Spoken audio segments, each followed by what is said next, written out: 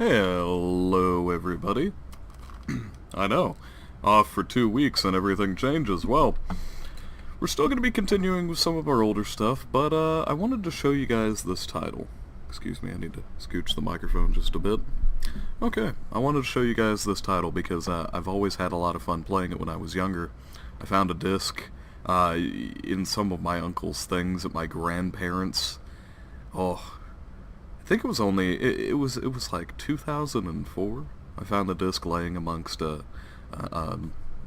boxes. It was in its box, obviously, which it had beautiful box art, by the way. I wish I had the old disc, but this is I rebought the game. This is Battle Realms. You can get it on goodoldgames.com for around $10, and it comes with Winter of the Wolf, which was its continuation. Currently, they're actually trying to continue working on it and put it on Steam, and they have, I believe, maybe a fourth of the Battle Realms 2 put together. I know they have a lot of concept art and things like that, so I'll link some links in the description for you to check out. But today I just wanted to kind of play the first two missions and show you what the game's about, and show you why I think it's a really good RTS game. So let's dive in. We're not going to do Greyback's journey today, we'll do that later, but we definitely want to do Kenji's journey. I am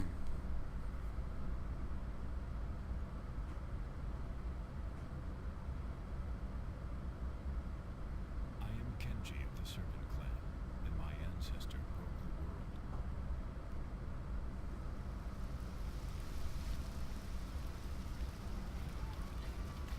The Horde was destroying everything in its path, so we gathered the clan reflex, shading the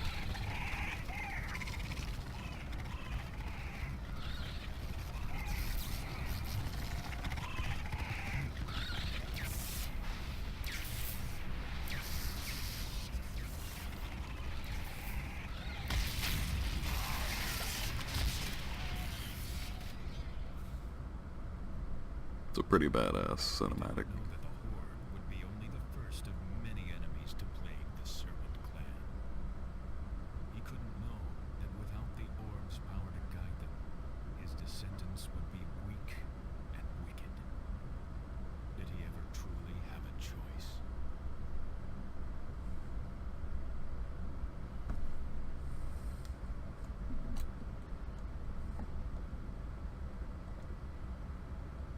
Run! Shinja's men are coming! You're no villager. Kill your share of peasants and I'll find you a place in Shinya's band. Yeah!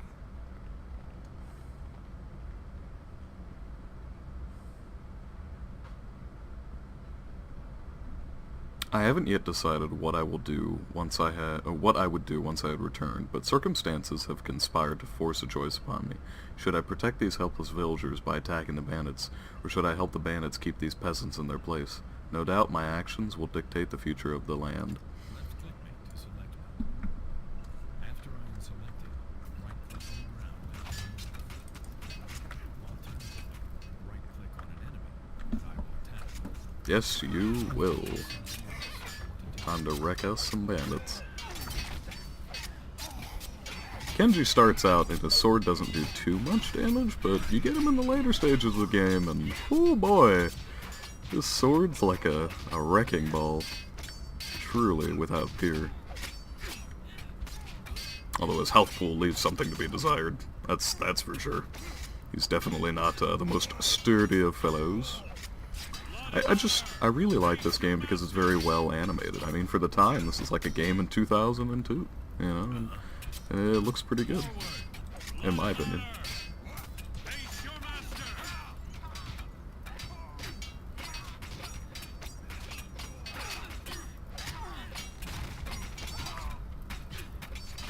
And we can kind of go back up to the top-down view, but let's go kill this fire thrower. Burn away! At the beginning, this is the beginning of something new, something good. I went against my upbringing and attacked the bandits to protect the peasants. I started something here. I must finish the job. I must kill all attacking bandits and save the villagers, and not lose my life doing so.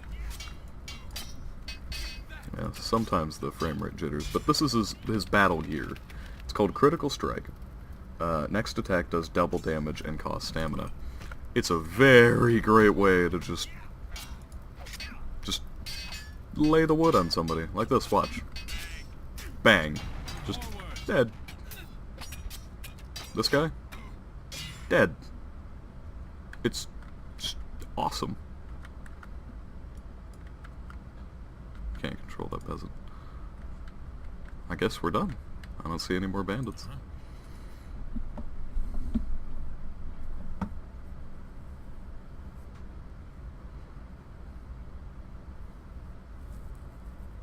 Kenji, we thought you were dead. It's been a long time, Otomo. I've waited 7 years to serve you, Lord Oja. Don't call me that. Murderer! He saved our lives. He killed his own father!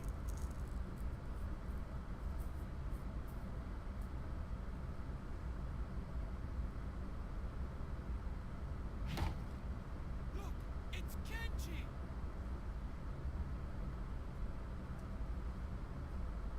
He doesn't speak for the village. The serpent's son will take tea in my house.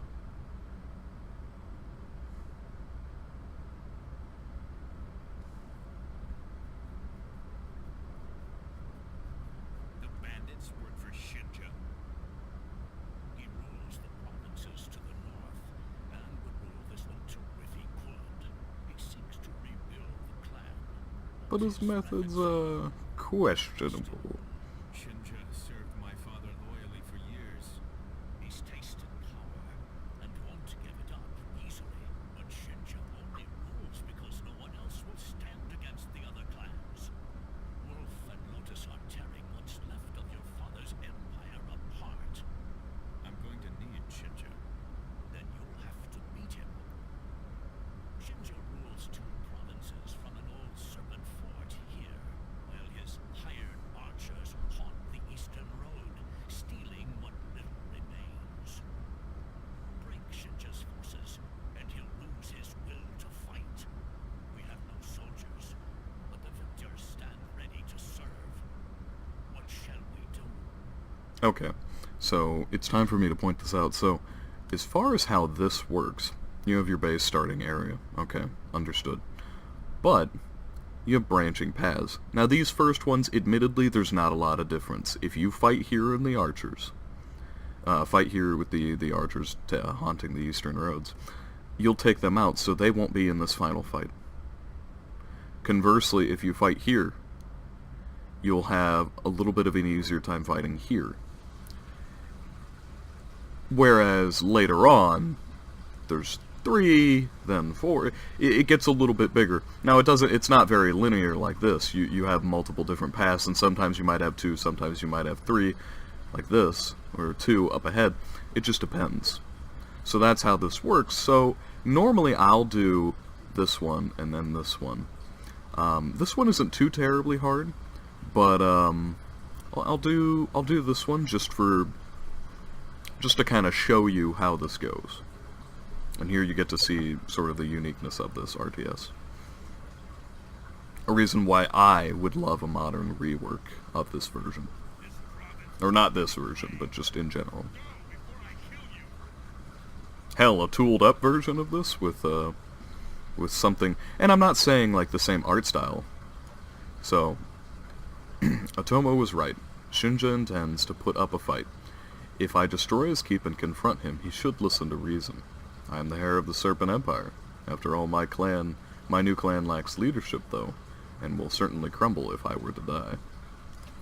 So basically he's saying I'm gonna beat this guy so that I can use him as part of my leadership. So you notice we have a peasant with us. This peasant is our builder. He can, indeed, build a hut. You'll see what the hut does in a second once he puts it together. And this is Otomo. His battle gear is Battle Cry. Nearby allies gain a temporary damage bonus, and it costs stamina.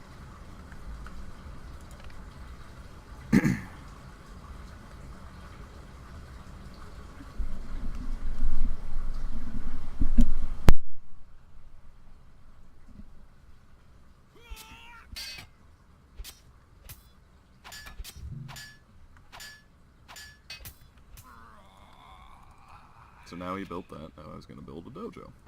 And that is our training area. We can follow have the peasants. You have your two resources.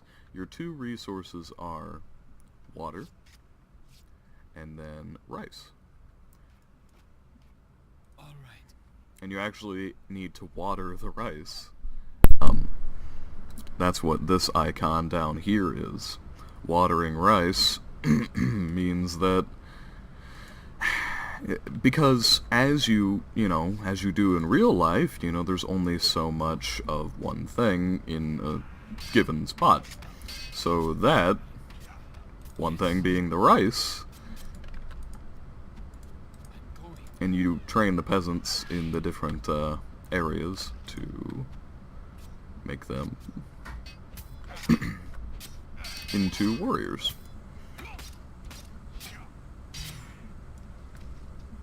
The first time I played this game, I actually just used him and Otomo and ran them forward, and I took out half of the first enemy encampment. That was it. I didn't do a lot. That's for damn sure. Yes. I believe the first time this game came out, you actually started out with a spearman. You might on easy mode, but since I'm playing on medium mode, I don't think you do. Medium mode is not what I would... It's not what I would call easy mode or medium mode, to be honest. I think I'd call it a hard mode. I've not played hard mode on this game, but I don't really know if I want to. Because it's pretty tough. You'll see we gained this. It's called a yang point. You have yin, you have yang. It's a pretty general concept. But basically what that entails is we gain these by fighting enemies and by killing them. And we can also gain them ambiently if we have certain buildings, but you can gain them ambiently as well. It just takes a hell of a long time. Normally you'll get them by killing people.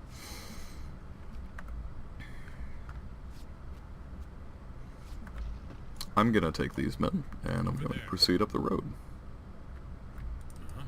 But that's how you gain yang points, and they can be spent later in the game to Charge! Crush them.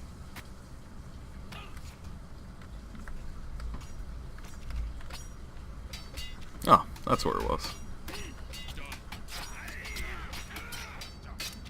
And we're gonna use Otomo's ability to temporarily do a damage bonus, so we can take this tower down faster. You can put any unit up in the tower. Obviously, you're not gonna put a melee unit up in the tower because that would be kind of dumb. But I mean, you could if you wanted to. Damn, those guys, those bandits with the spiked crossbows, man, they don't give any shits. We're gonna use Otomo's ability one more time, just because I want to get this tower down real quick. And now we do, and the guy on top falls down and suffers some damage. Now they have a dojo as well, not that it actually matters, because, they don't train spearmen like we do. You can't use his ability on... You can use him on men, but you can't use his battle gear, his critical strike, on buildings. Which I think is a good way to balance it, because if you use that and Otomo's ability at the same time, you would take out buildings remarkably fast without really, working for it. We're gonna sort of retreat him just back down to here a bit. We want these guys to take up his stead because we need some more fresh soldiers. Now, when they're beating the shit out of buildings, it's not admittedly too, interesting to watch, but the more dudes you have, the quicker this endeavor is, and, all that jazz. See, if we had healing units, we could get that guy all situated. Make him a happy jalopy. I find even on normal mode, these first few missions are pretty easy. I'm gonna go mess up this peasant, because he's an enemy peasant. He's doing enemy peasant things. Being a jerk. Gonna try to rebuild these buildings, I bet. Now, this game can be fairly hard, especially in the later stages. I mean, you fight some truly just crazy stuff.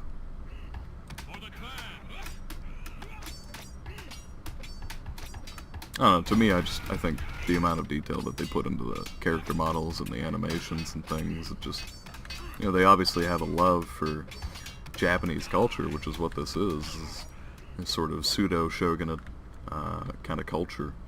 And I can't say that because I don't know, you know, what the term would be, but I just say, you know, Japanese, slightly, well, not slightly, I think definitely in the feudal Japan era, not in the end of the era, but just in general, I believe would be around where this would be theoretically based.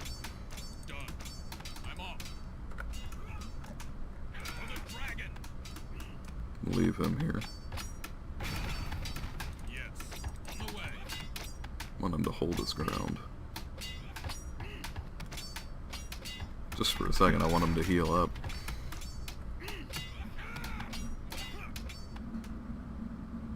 Let's get more. Get Archer's next mission. I'm not going to play the next mission in this video because that would make it a little bit long. But we'll do these first two little parts. I mean, mission 1 admittedly wasn't really much of a mission, but you guys get me. See, now we have 3 Yang points, so if we had there's a specific building that you can get that allows you to recruit heroes. So no longer do you have to protect Kenji, because in every mission that you don't have that building, you have to protect Kenji and your heroes, because you won't get them back.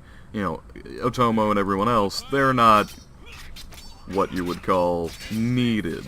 I mean, they're damn helpful, don't get me wrong, but they're not needed, quote unquote. Oh, let me click on him, you bastard. But Kenji, you have to keep him alive or you lose the mission. So, you know, I'm pretty sure you guys can kind of figure it out. It can be kind of tough if you don't keep him alive.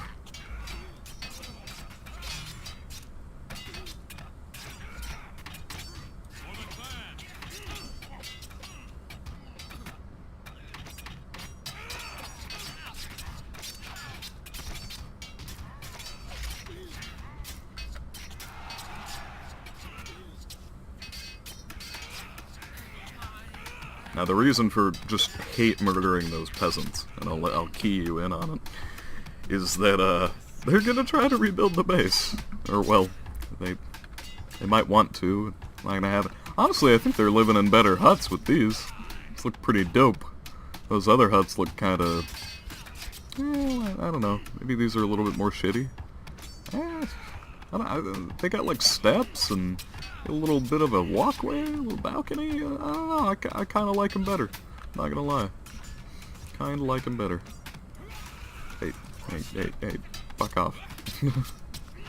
That guy's just trying to be a jerk.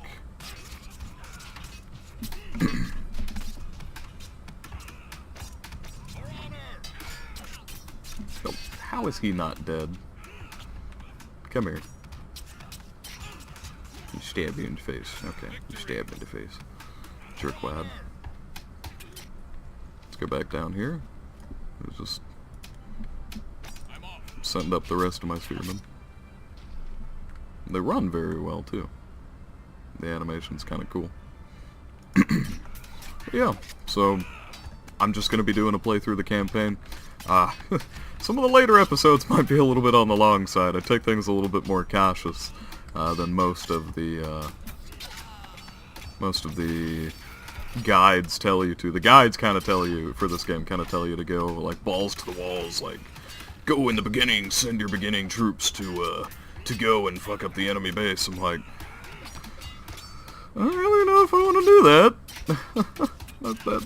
That might lead to my death. Or, you know, the complete loss of the mission. I don't know, I'm not the best RTS player in general. I normally kind of pick and choose what guys I want my men to fight, but in general, I kind of just let them do the fighting themselves, which is why I tend to use the samurai that you get later on, because they, well, they do a lot of damage. We'll use Otomo's ability, and you can watch this health bar just drastically deplete. Now that's the difference. I mean, doubling the damage just exponentially reduces the the health of anything you're attacking. It's really good to use on groups of men.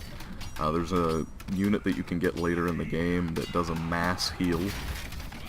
She's pretty good. Her name's Gala, I believe. She's very good unit.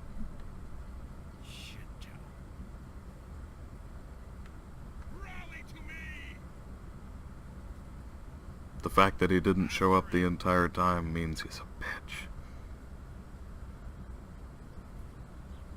Now this puts us at the next mission.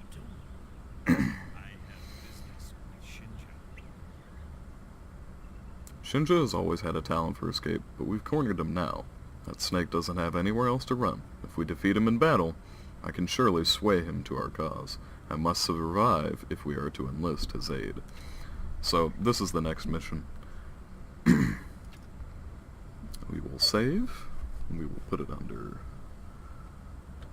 YouTube. Okay, save. Okay, everybody, that has been the first episode of Battle Realms. As always, I've been False Ruler, and I hope you all have a wonderful and productive day. Peace out.